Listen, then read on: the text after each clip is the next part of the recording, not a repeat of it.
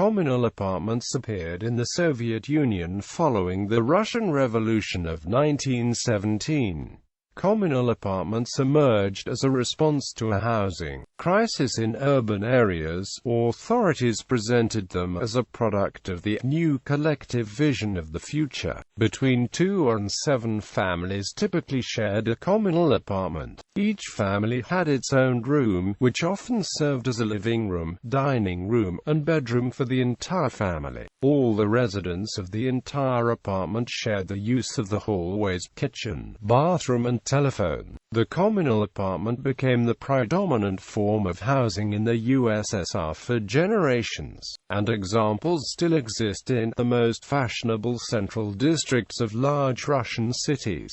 History of the communal apartment. The rise of the communal apartment. In the 20th century, the Soviet Union undertook intensive industrialization and urbanization, shifting from 80% of the population living in rural villages and towns at the time of the revolution, to nearly the same percentage living in cities by the 1990s. People were driven from the countryside by poverty, collectivization, and Soviet industrialization campaigns.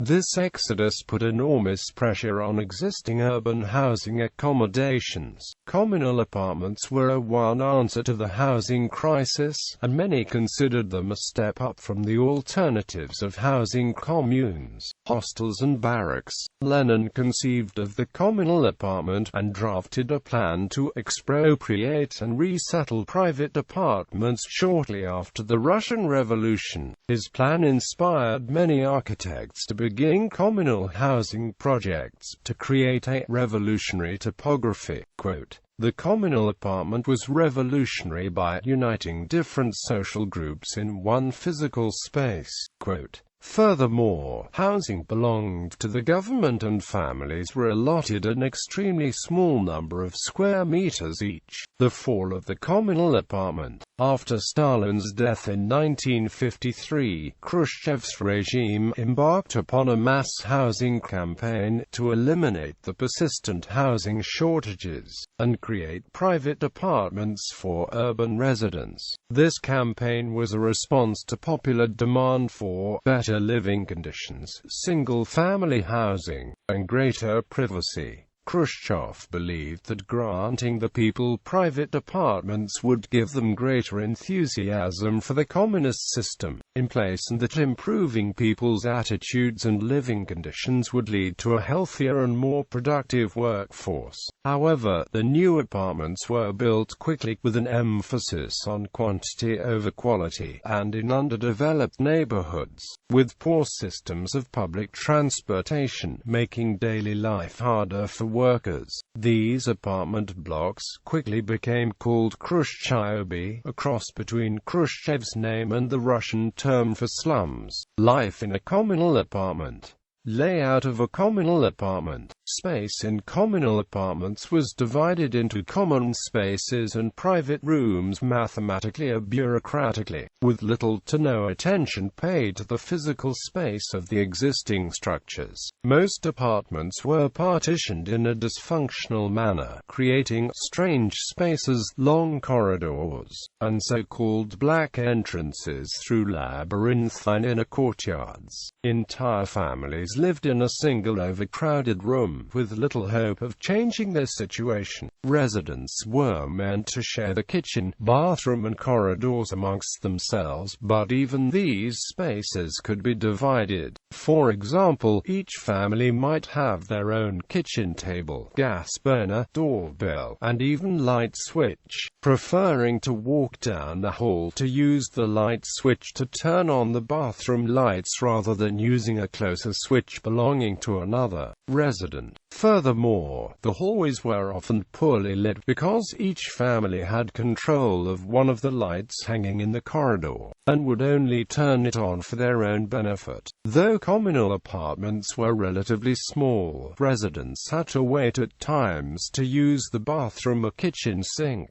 The kitchen was the primary place the residents interacted with one another, sharing the joys and sorrows, and scheduling shared responsibilities. Wary of theft, residents rarely left groceries in the kitchen unless they put locks on the kitchen cabinets. However, they often stored the toiletries in the kitchen as opposed to the bathroom, because other residents could more easily use things left unattended in the bathroom. Laundry was left to dry in both the kitchen and the bathroom. Communal apartment dynamics. The communal apartment was the only living accommodation in the Soviet Union where the residents had no particular reason to be living together. Quote, other forms of communal living were based around type of work or other commonalities, but the communal apartment residents were placed together at random, as a result of the distribution of scarce living space by a governing body. These residents had little commitment to communal living or to each other. In spite of the haphazard nature of the cohabitation, residents had to navigate communal living, which required shared responsibilities and reliance on one another. Duty schedules were posted in the kitchen corridors, typically assigning one family to be on duty at any given moment. The family on duty would be responsible for cleaning the common spaces by sweeping and mopping the kitchen every few days,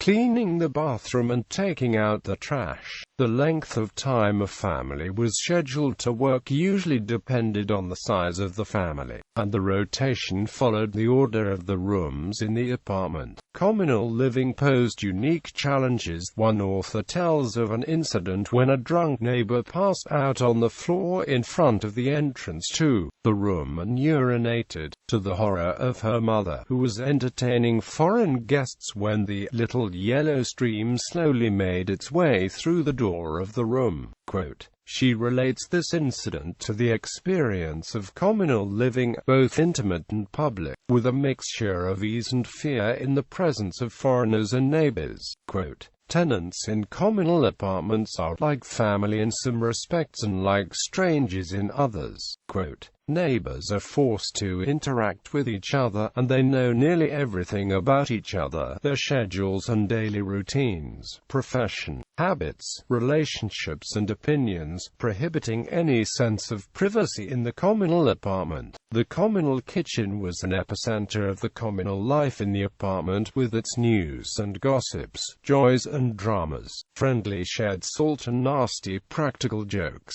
Spearing was especially prevalent in the communal apartment because of the extremely close quarters people lived in. It was not unusual for a neighbor to look or listen into another resident's room of the common room and to gossip about others. Furthermore, the communal apartment was a breeding ground of police informants. People were encouraged to denounce the neighbors, and often did so to ensure safety for themselves or to gain the neighbor's room for themselves after they had them evicted or imprisoned. In spite of all these challenges, many former residents of communal apartments look back fondly on the sense of family they had with the neighbors. When asked which she would prefer, one woman who lived her whole life in a communal apartment in St. Petersburg said it's better to live in a communal apartment, a large one, in a historic Petersburg district, than in a housing complex. Some kind of disconnection. Life is more boring.